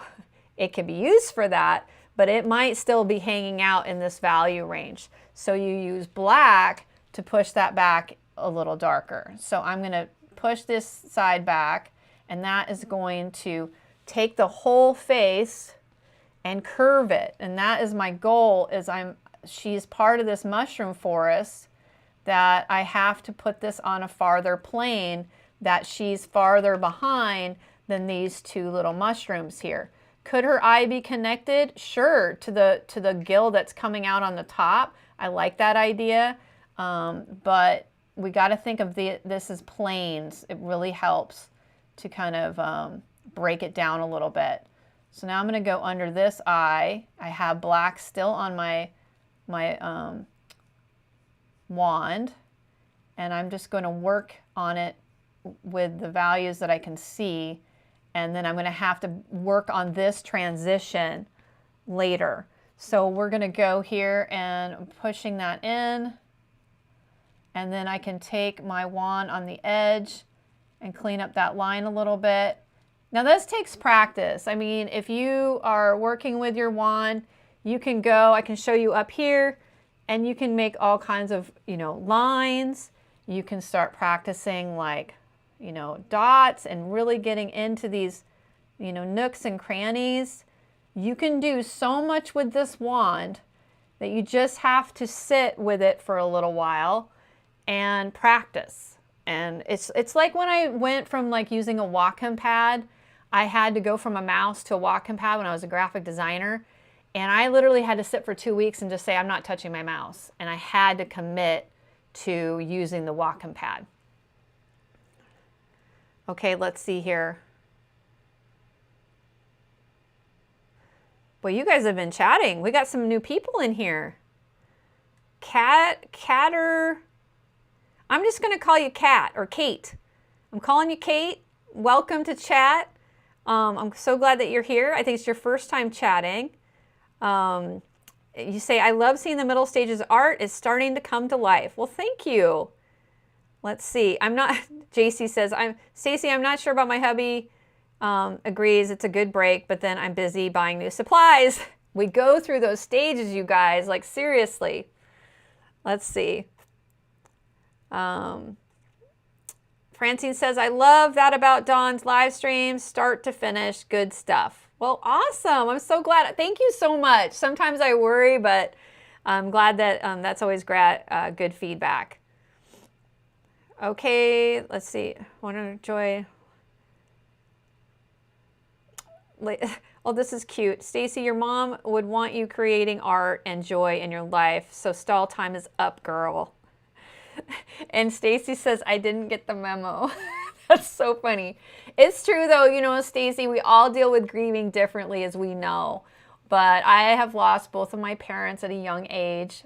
Actually, I will say, if I can say it without bull, but my mom's 4-year anniversary is this month on the 18th, and she's been gone for 4 years. So I get it. I'm with you guys. We've lost people, but art heals, but we all handle it differently, and there's no judgment. There's none at all, because one thing I've learned through, you know, losing people that have been really close to me is that we are all on a different grieving process, and we all handle that so differently. So you are showing up today at the live, and that considers showing up, so check mark, all right? So that's really great. I love how this community is encouraging people. That is awesome. I love that. Zentangle is great. I get a lot of inspiration from Zentangle. All right, so I got you. I'm caught up on chat. So I'm working on this other eye over here, and I'm just going to work on some of this transition here. So you can see how that's a little harsh right here. I got a little bit lighter here. I want this eye to go a little darker, so I'm actually going to use some raw umbered extra dark to see how far that's going to push that back. And I want to push this back a little bit. I'm just going to check on my dog really quick. Do you have to go outside? Are you good? Can you go lay down? What's going on? He's in a weird mood there. He's making noises and stuff, so I needed to check on him. Oh my gosh. He's doing good. Come here. You want to say hi to everybody? Come here. He's shy with the camera, but he is the scruffiest little dog. Look at my little dog. Here. Here's little Sunny. I'll show him. He gets so shy, he knows he's on camera. Oh, won't let me do all of me. He's growling at the camera, you guys. Sunny, it's me. Just go lay down. He doesn't want to say hi. Go lay down, buddy. So I'm going to go in here with this little Sunny. He's just making all kinds of noises today. And I'm pushing this into the dark, and I'm going to play around with that transition. I know, right? He's like, I do not want to be on camera. Oh, watercolor tangles are fun too. Sunny is camera shy.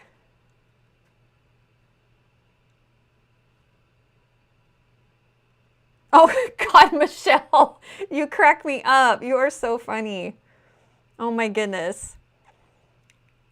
I say to her, I hope you're enjoying looking at my ugly face. You are not. You need to talk nice to yourself. Talk nice to yourself. But that was funny.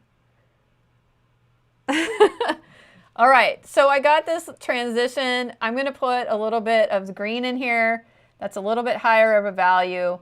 And I'm going to work on this little transition here. Writing poetry has got you through your daughter's death. It's poetry that got me into art. I wanted to create art to go with it. Also a stint in jewelry, making SIDS related. Aw. Well, you know, art heals you guys. It's so true. It's very powerful. And I've definitely, you know, I felt like when my parents passed away that, well, when my mom, you know, my dad passed away 17 years ago, but my mom passed away 4 years ago. And, you know, when my mom passed away, I just felt like art really helped me through it all.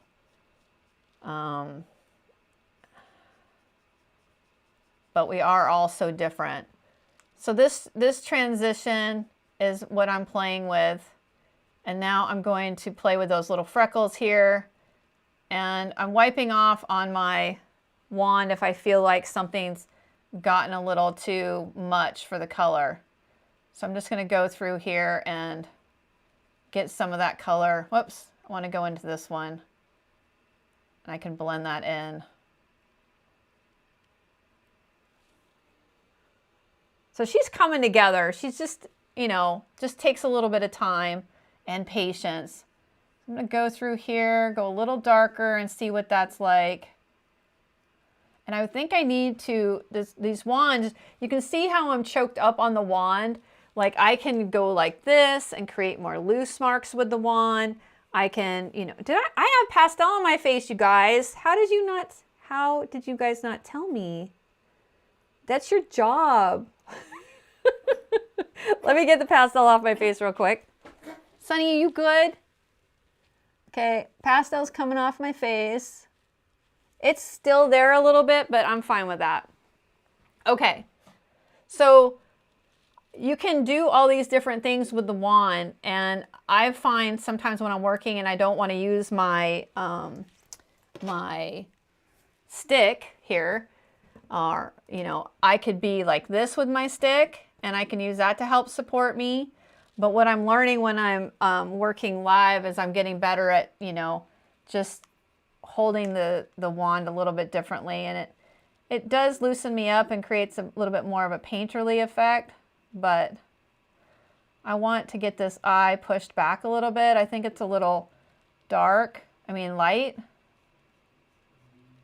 And it's going to play with that transition. So I have to play around with these lines as I go, because these are kind of wonky eyes. They're not like perfect or anything, and I don't want them to be perfect. So I'm just kind of playing around with that, and that transition is going to be part of that journey. So I can soften that line a little bit and work on that. And then this, I might just, you know, keep bringing this out maybe to a curve a little bit more. That could really help out. I just have to kind of play with it so it's still connected to the eyes. And that's the thing with whimsy, is you get to play around with that and figure out what's working and what isn't. Okay, so I got this eye going in here. Boy, chat is, you guys are going. Let's see. Karen, Francine, Tony, you're so right about Zentangle. I became a certified Zentangle teacher years ago when it was first introduced. Oh, that's amazing.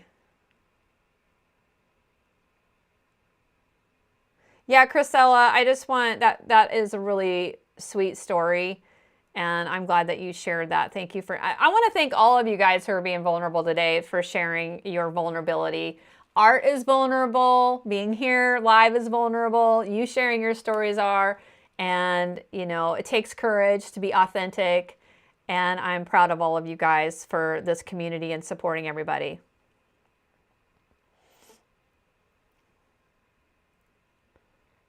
Ah, Stacy, you didn't see it on her face. Didn't see it on my face.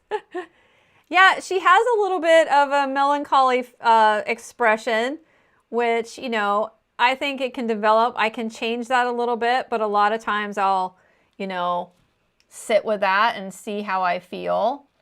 I want to pop a little bit of highlight in here on her lip.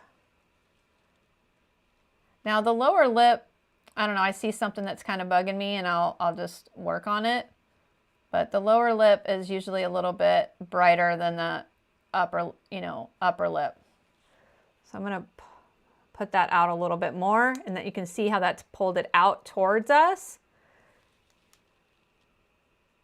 Okay, so I'm focusing on the eyes. I'm still working on the eyes. So I'm going to load my wand edge. So you can see how I'm loading that wand edge. And then I'm going to go into this crease back here.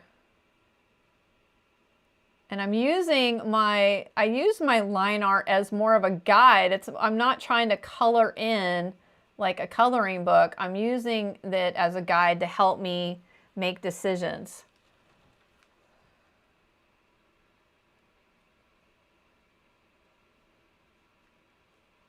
I can push back these values. And I might do it a little bit extreme because I can pull them up. So I'm trying to make this eye a little bit more dimensional. I feel like I like that. it's interesting right here, this little shadow and how it kind of plays with the eye looking that way. I'm going to play with that a little bit.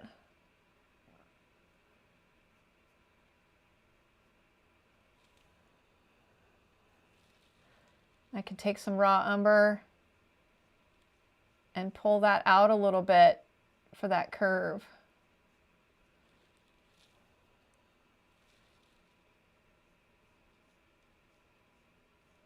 So you can see how that's going to support the curve of the eye, and then when I push in,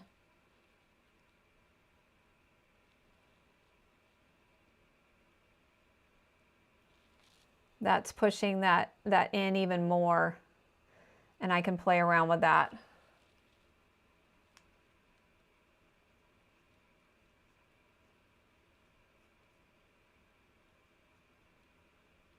So it's fun to just play around and see where it goes.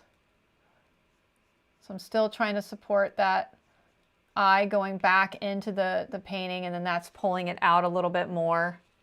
And I'm going back and forth with that.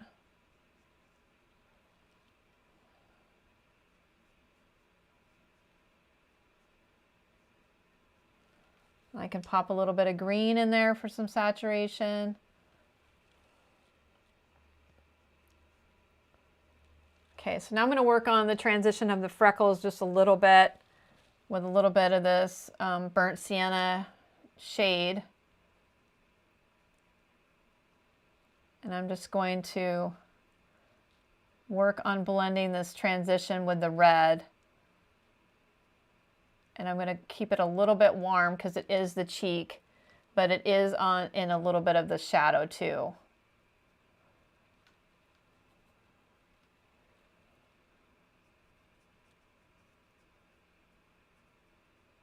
And then I can just use some of that red and bring it out. I'm just trying to make it look flushed and like it's a part of her skin.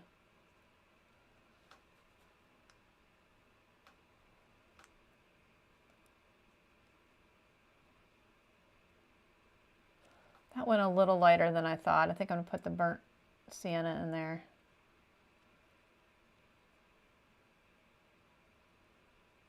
Okay. Oh my gosh, it's 3:22. What happened? Oh my goodness. Neurographic piece at the moment. What's a neurographic?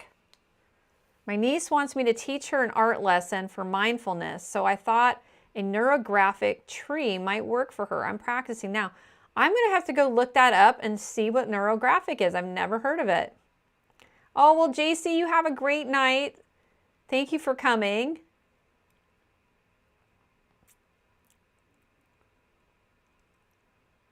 One time I saw pastel on your face for the longest time, but unfortunately it was while I watched a replay, so I couldn't tell you. Oh, Helene, I love that so much. Yeah, I love that, Michelle. I love the big sad eyes too. Sometimes I've tried to change them and I realized, you know what? We have so many emotions and we got to go with it. Oh wow, Karen, you've done it all. Karen, you've done a lot of creativity. That's amazing. Chantel, your brand new discovery on my creative path and looking forward to following you in the future. I'm enjoying what I'm watching now. Thank you. You're welcome, Chantal. Chantal. Sorry, Chantal. I'm thinking mushrooms, you know. Chantal, I'm glad that you, excuse me if I'm not pronouncing your name right, but I'm really happy that you chatted with us today and reached out and said something. It's been such a good day in chat. I agree, Francine. Oh, thanks for welcoming her. You guys are great. Yeah, every Tuesday. I will definitely look it up, Michelle.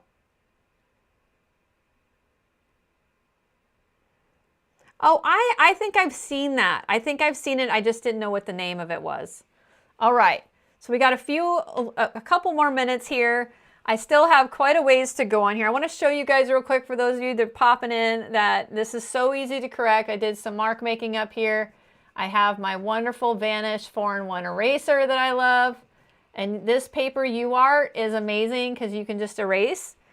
And then you can just put that right back on in there. Very easy to make changes. That's what is very magical about this. You don't have to treat your paper as that is precious. So definitely, you know, remember that when you are creating. I appreciate you, Michelle, cheering everyone on to hit that like button and follow and all the things. It's a free way to support my channel. All your comments really help my channel. All the things. So I really appreciate it. And for those of you who are interested and want to learn, watch the whole lesson, is that on Tuesdays I'm doing a preview here for Pastel Insider members. If you want to become a member, click the link below. I also can put it into chat here so you can see the link. But, oh, whoops, I am not on mute. There we go. So for some reason my chat is not allowing me to do it on my computer. So it's been kind of interesting. I think I have to get a new computer, you guys. Like, that is going to be happening because I think my software program is not,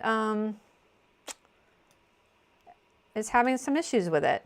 All right, so here is the link. Hopefully this will work. There we go. I'm going to pin it to the top. So if you want to check out the Pastel Insider membership, you're going to get access to over 32 lessons. You get, that includes like accessing all my full classes. You get a lesson each week for the month. I do 3 to 4 lessons a month. And it's a great way to definitely explore pan pastel and just really learn about the process. Because I sure wish when I was doing pan pastel and starting out, there was not a lot of resources. So I'm hoping to be that here for you. So definitely check it out. So I will be showing you, I didn't show you guys the, oh, let me grab it. The piece from last week, I forgot to show you it finished, where it came from. I did post it on Instagram today, and this was the mixed media piece that we did last week. Here, let me fix my monitor. So last week we did this one. This was, I call it the freeform abstract lesson, and we used stencils. It was a lot of fun, and you can see the preview from that from last week by watching the replay. But this is the finished piece, and I ended up calling it Dreamscape. Felt like it was pretty dreamy. And then next week I'll share the finished piece with you on this one, but you can also check it out on my website. I release all the Pastel Insider member lessons on Fridays. So I'm going to check up on chat here before we go. Thank you so much, Temple. I really appreciate it. Yeah, you know, this was on that 3-day that I was struggling, and I think you can see my melancholy in it. It was a hard 3 days, but it came out to be something that I really love her. I have a lot of work with her. I still have to balance out her face. I have to bring up the mushrooms. We got to, you know, do this whole area down here. So I definitely have some painting still to do, but I really wanted to show you guys a fun part of it. So I hope you've enjoyed that today. Oh my gosh, Karen, thank you for the super chat. Thank you so much. What a good day. I haven't had this many super chats in a long time. Thank you so much for your support. I really appreciate it. Ari, I'm so glad that you came today. I think I got everyone in chat. I know. It's Dawn. Did you see I got 4 super chats today? It's been amazing. Thank you again, Michelle, for cheering everyone on. You're such a great part of this community. All of you are. I have a lot of people that are the OGs that have been here for a long time. And I have some new faces, and I'm just really excited. Thank you so much, Karen. We've got Karen did a super chat. We've Got Helene did a super chat. It's been an amazing day today. I really, really appreciate it. It's totally brightens my day. And we had Laura do a super chat. Stacy did a super chat, so thank you so much. I mean, I don't do this just for that. It's just a bonus for me. It'll help me towards getting that new computer. But I am really excited to show you next week's thing. So remember, next week, I'll be releasing my new class that's open to the public to buy. And it's not in the membership. If you're a member, you do get the class too. But that will be going on pre-sale on Tuesday. It is the sequel to my Simply Magic. As hear my dog in the background. Sunny, he's having a hard time today. But it's a sequel to my Simply Magic course. It's going to be called Simply Magic 2. And I'm incorporating the word of the year. It's this whimsical woman with wings. And we're going to do stencils and all kinds of stuff. Come here, buddy. Are you okay? Come here. Come here. I'm going to hold on to him, guys. I think he has a little trachea thing. But if I hold him, it kind of helps him out. He's a little dog. But I will... But yeah, so I'll be releasing it next week, and we're going to do a demo that is just going to be black pan pastel, and I'm going to show you some really free-form challenges, and like it's going to be a lot of fun. So we will see you guys next Tuesday for that. Let's see. I think I'm all caught up on chat, you guys. Oh, did I get another one? Oh my gosh, Michelle, thank you so much. Wow, you guys, you're making it a party today. This is awesome. Karen, thank you. Says, thank you so much for giving your time and talent. Big hugs. Well, I really appreciate you guys. Thank you. Oh, Laura, she loves being an OG. If you're an OG, you know. Michelle, that's your 10th super chat. Thank you so much. I really appreciate it. When he makes that sound, blow in his face, it'll help. Okay, I will. Thank you. I've tried that, and if I pick him up, it does it too, but he doesn't like to really be on. Let me see. This is him on. Oh, there he is. There, now you can see him on camera. He's just a little scruff. He's got a little mohawk. He's a little scruffy puppy. So you probably can't hear my mic because he's all over it. So, all right, you guys. Well, you have a great rest of your week. And I'm excited to show you guys the finished piece. And, oh, everyone's saying hi to you, Sunny. You shouldn't be shy. I have a little bow tie for him. I'll have to put him on and show it to you guys sometime. But you guys take care and thank you. This has been a great day today. I really needed the boost. I just really appreciate all of you, and I will see you guys next week. All right? Take care, everyone, and thank you again. All right, buddy. I know you sound like a little grunter.